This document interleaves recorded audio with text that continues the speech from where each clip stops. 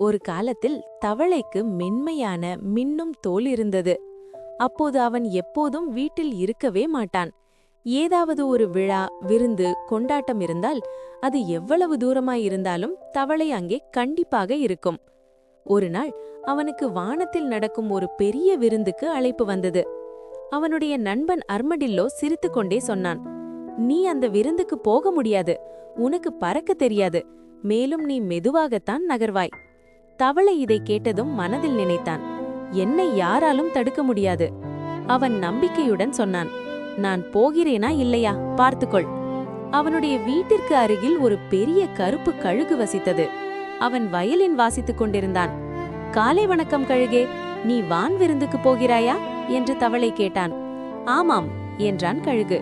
"அப்படியானால் நானும் உன்னுடன் வரலாமா?" என்றான் தவளை. கழுகு மகிழ்ச்சியடைந்தான்.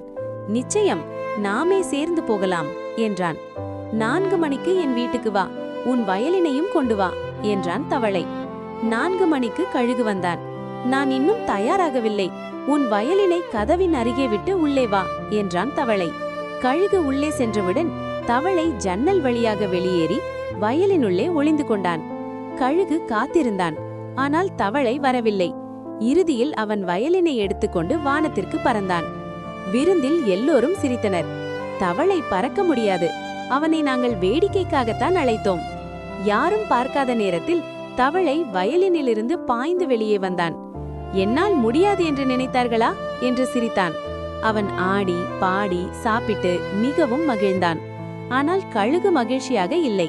அவன் சீக்கிரமே கிளம்பிவிட்டான். தன் வயலினை கூட மறந்துவிட்டான். விருந்தின் முடிவில் தவளை மீண்டும் வயலினுக்குள் சென்றான். கழுகு திரும்பி வருவான் என்று நினைத்தான். ஆனால் கழுகு திரும்பவில்லை. சில நேரம் கழித்து ஒரு பருந்து வயலினை கண்டது. "இது கழுகின் வயலின் போல இருக்கிறது, அவனிடம் கொண்டு செல்வேன்" என்றது. பருந்து அதை தூக்கி பறந்தது. ஆனால் வயலின் மிகவும் கனமாக இருந்தது. "இதை நான் ஏன் தூக்குகிறேன்?" என்று கோபமடைந்தது. அது வயலினை கீழே விட்டுவிட்டது. வயலின் கீழே கீழே கீழே விழுந்தது. "சின்ன கற்களே, தயவு செய்து வழிவிடுங்கள்" என்று தவளை அலறினான். ஆனால் கற்கள் அசையவில்லை. படார்! வயலின் தரையில் உடைந்தது. தவளை மெதுவாக வெளியே வந்தான். அவன் உடல் முழுவதும் காயங்களும் புடைப்புகள் இருந்தன. அந்த நாள் முதல் தவளையின் மென்மையான மின்னும் தோல் முழுவதும் மாறிப்போய்விட்டது. பாடம்: அளவுக்கு மீறிய ஆணவமும் புத்திசாலித்தனமில்லாத சதி முயற்சிகளும் எப்போதும் நல்ல முடிவை தராது.